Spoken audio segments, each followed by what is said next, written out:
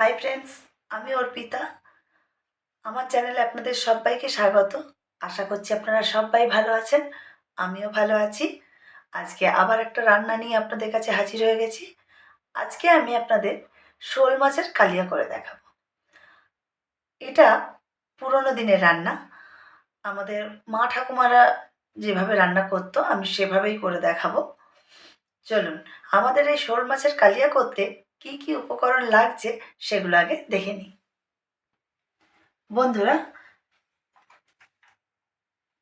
শোল মাছের কালিয়া করতে লাগছে নুন, হলুদ পরিমাণ মতো লাগছে। এখানে গোটা জিরে, সাজিরে, মানে এমনি জিরে, সাজিরে, জোয়ান, এটা ফোড়ন হিসাবে দেওয়া হয়েছে। এখানে আছে তেজপাতা, গোলমরিচের গুঁড়ো, গোটা গরম মশলা আর শুকনো লঙ্কা। এছাড়া এখানে রয়েছে জিরে গুঁড়ি, ধনে গুঁড়ি আর গরম মশলা গুঁড়ি। এটা হচ্ছে আদা রসুনের থেতো করে রাখা। এখানে হচ্ছে ধনেপাতা কুচি, টমেটো পেস্ট, আর এখানে রয়েছে আপনার হচ্ছে পেঁয়াজ পেস্ট, আর নিচে রয়েছে জল। আর রান্নাটা আমি সর্ষের তেলে করব। এখানে আমি কাঁচা লঙ্কা দেব। কাঁচা লঙ্কাটা দেব, সেটা কুচিয়ে দেব। এছাড়া আমার লাগছে টুকরো করা আলু আর টুকরো করা শোল মাছ, যেটা মাস্ট বি। এটা হচ্ছে টুকরো করা শোল মাছ। চলুন বন্ধুরা, আমরা তাহলে রান্নাটা শুরু করি। বন্ধুরা, প্রথমে এই টুকরো করে রাখা শোল মাছগুলোর মধ্যে কিছুটা পরিমাণ নুন,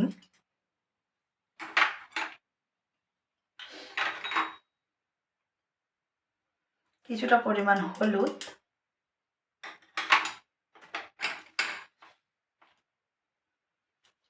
কিছুটা পরিমাণ গোলমরিচ গুঁড়ি,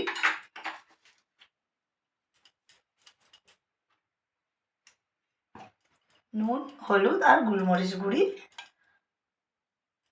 আর এইটা 2 পলার মতো সর্ষের তেল, একটু বড় সাইজের পলা, 2 পলা সর্ষের তেল দিয়ে দিলাম। এবার আমি এটা ভালোভাবে মিক্সড করে নেব।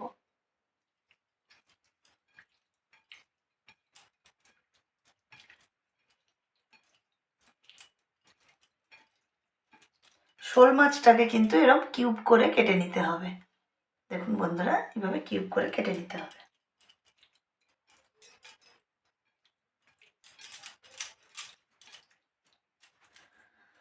আমি শোল মাছের ছালটা কাটিনি। অনেকে আঁশ তোলার পরে ছালটাও তুলে দেয়। আপনারা পারলে তুলে দেবেন, আপনারা যদি চান। আর না হলে তোলার দরকার নেই, টুকরো করে কেটে নিলে হবে। আমি আলুরও ছাল তুলিনি, কারণ আগেকার দিনের মা ঠাকুমারা আলুর ছাল তুলতেন না। এটা যেহেতু নতুন আলু, সেই জন্যে ছালটা আমি তুলিনি। পুরোনো আলু হলে হয়তো মোটা ছাল তখন হয়তো তুলে দিতে হতো, কারণ আমাদের তখনকার দিনের জিনিসপত্র আর এখনকার দিনের জিনিসপত্রের মধ্যে অনেক তফাৎ। যাই হোক, এইভাবে আমি কিছুক্ষণ রেখে দেবো, তারপরে আসছি। বন্ধুরা, প্রথমে আমি গ্যাসটা ধরিয়ে দেবো।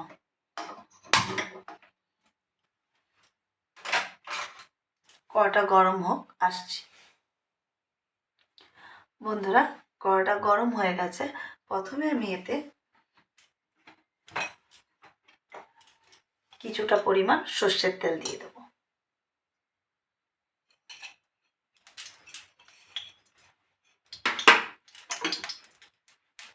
তেলটা গরম হোক, আসছি।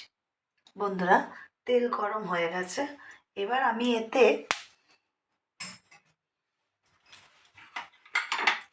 কিছুটা পরিমাণ নুন,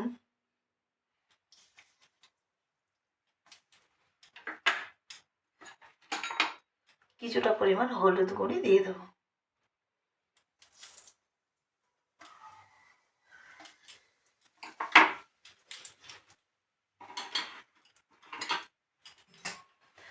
দেওয়ার পরে এটাকে ভালো করে তেলের সঙ্গে মিক্স করে নেব।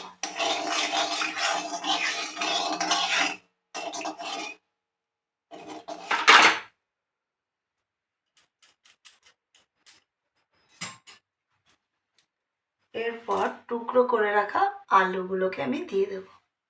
আলুগুলোকে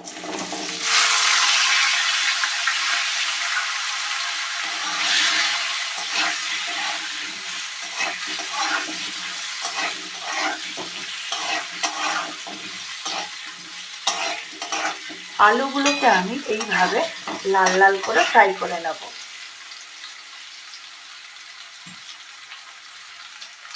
আলুটা কিছুটা লাল লাল করে ফ্রাই হোক, আসছে। বন্ধুরা, আলুগুলো লাল হয়ে ভাজা হয়ে গেছে। এবার এগুলোকে আমি বাটিতে তুলে নেব।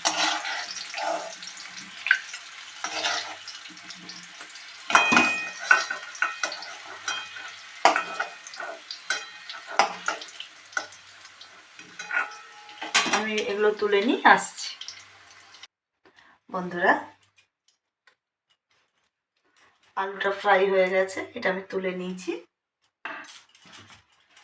এই তেলের সঙ্গেই আমি অল্প করে আর কিছুটা তেল দিয়ে দেবো, যা রান্নায় লাগবে আর যতটা তেল। আমি পুরো তেলটা দিয়ে দিয়েছি যতটা লাগবে।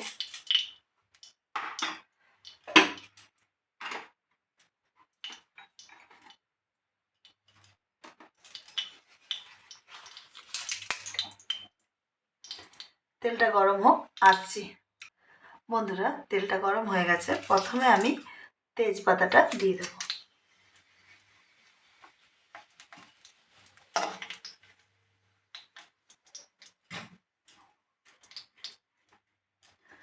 এরপরে শুকনো লঙ্কার টুকরোটা দিয়ে দেবো।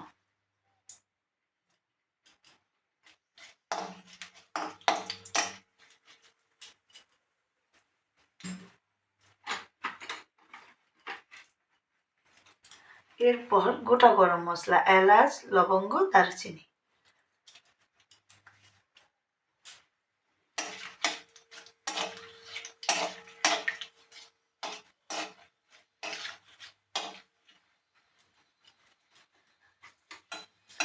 এরপরে জিরে, এমনি সাদা জিরে আর জোয়ান।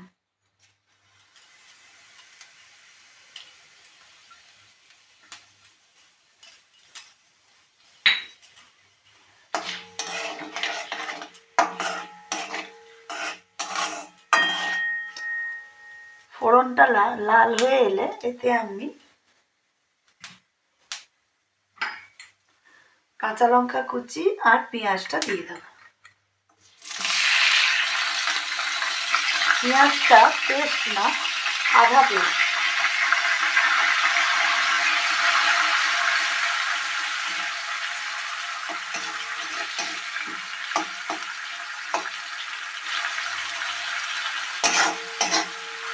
পেঁয়াজটা আধা পেস্ট করে দেবেন, মানে কিছুটা পেস্ট আর কিছুটা মোটা মোটা করে কেটে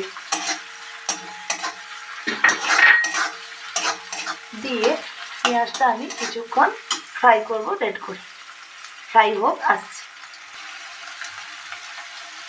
বন্ধুরা দেখুন, পেঁয়াজটা কিছুটা ফ্রাই হয়েছে, একদম লাল লাল না, মোটামুটি ফ্রাই হয়েছে। এরপর এতে আমি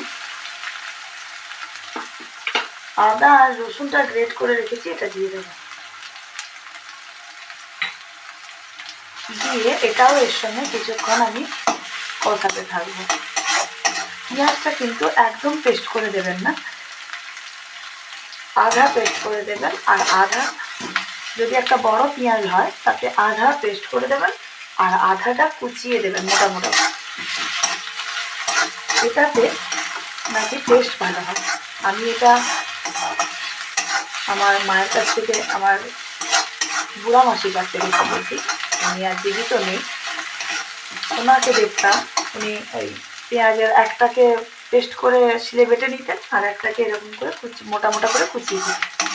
এটা আমি বললাম অনেক পুরনো রান্না।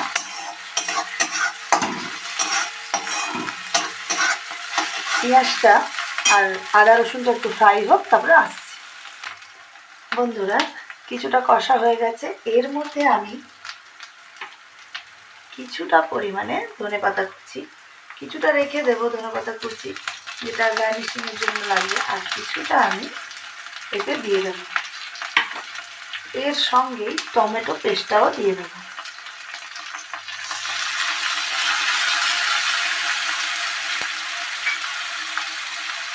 দিয়ে আবারও কিছুক্ষণ আমি এইভাবে কষাতে থাকবো।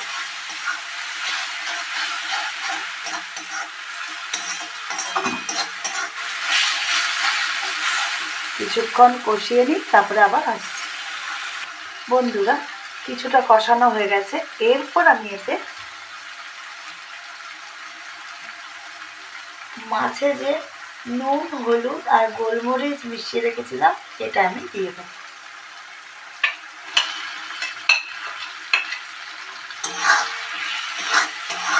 দিয়ে আমরা যেমন চিকেনকে দিয়ে করতে থাকি ঠিক তেমনি এই মাছটাকে এখন চিকেনের মতন অনেকক্ষণ ধরে কষতে হবে।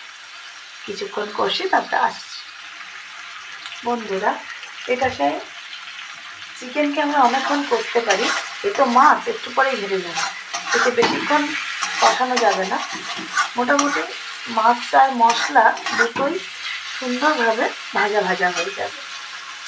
এর সঙ্গেই আমি এখন এতে জিরে গুঁড়ি, ধনে গুঁড়ি, গোলমরিচ গুঁড়ি আর গরম মশলা গুঁড়ি, এতে আপনারা এর সঙ্গেই শুকনো লঙ্কার গুঁড়ি যদি দেন আপনারা দিয়ে দিতে পারেন।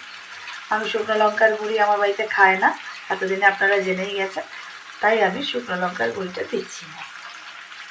এতে দিলাম জিরে গুঁড়ি, ধনে গুঁড়ি আর গোলমরিচ গুঁড়ি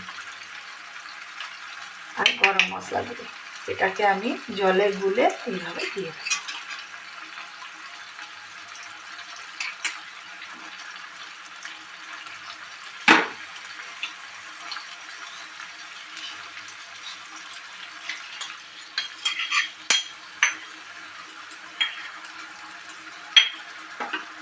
দিয়ে আমি কিছুক্ষণ কষব।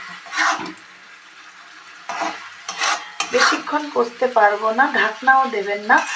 আর আপনারা যারা ভাবছেন যে কাঁচা মাছ, কিচ্ছু হবে না, কারণ এটা মশলার সঙ্গে, আমার বাড়িতেই কাঁচা মাছ খায় না, কিন্তু আমার বাড়িতে শোল মাছের কালিয়া সবাই খুব ভালোবাসে এবং এটা কাঁচার কিছুই থাকবে না, কারণ আপনি ঢাকনা না দিয়ে এরমভাবে বেশ কিছুক্ষণ কষাতে হবে। শুধু মনে রাখবেন এটা চিকেনের মতনই রান্না হবে, কিন্তু যেহেতু মাছ তো বেশিক্ষণ কষাতে পারবো না, তাই হালকা করে দম দিয়ে না, গ্যাসের দমটা একটু বাড়িয়ে রাখবেন আর এইভাবে কষতে থাকবেন। ওটা মশলার সঙ্গে সুন্দরভাবে মাছটা কষা হয়ে যাবে। তাহলে আমি একটু কষে নিই, পরে আসছি আবার। বন্ধুরা দেখুন, মাছ আমার অলরেডি কষা হয়ে গেছে, অলরেডি তেল ছেড়ে গেছে। এতে আমি এবার ভেজে রাখা আলুর টুকরোগুলো দিয়ে দেবো। ভেজে রাখা আলুর টুকরোগুলো আমি বললাম আপনারা আলুর ছালটা ছাড়িয়ে দিতেই পারেন, কোনো অসুবিধে নেই।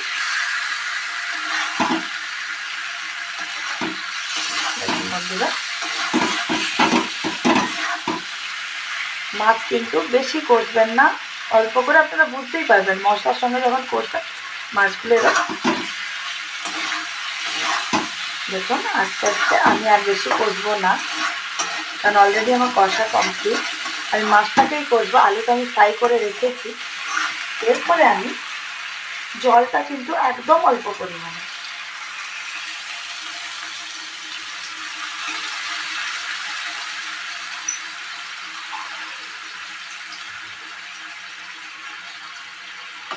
এই কাপের আমি 1 কাপ আর হাফ কাপ জল দিয়েছি, পুরো কাপ যে জল দিইনি, 1 কাপ আর হাফ কাপের জল দিয়েছি। দিয়ে আমি কিন্তু এটা ঢাকনা দেব না, আস্তে আস্তে জলটা শুকিয়ে যাবে আর তরকারিটা মাখো মাখো হয়ে যাবে।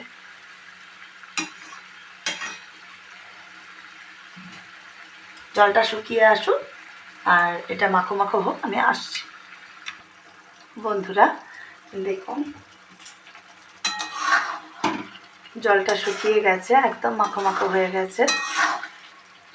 মাছ কিন্তু গোটাই আছে, মাছ যে ভেঙে গেছে তা নয়। দেখুন বন্ধুরা, আমি তুলে তুলে আপনাদের দেখাচ্ছি পিসগুলো, কিছুই হবে না, সুন্দরভাবে মাছ, এই দেখুন মাছ সব গোটা গোটা রয়েছে। চলুন বন্ধুরা, আমি প্লেটিং করে আসছি। বন্ধুরা, শোল মাছের কালিয়া রান্না কমপ্লিট। দেখুন আমার মাছগুলো আমি সামনের দিকে করে দেখাচ্ছি, মাছগুলো সব গোটা গোটা রয়েছে।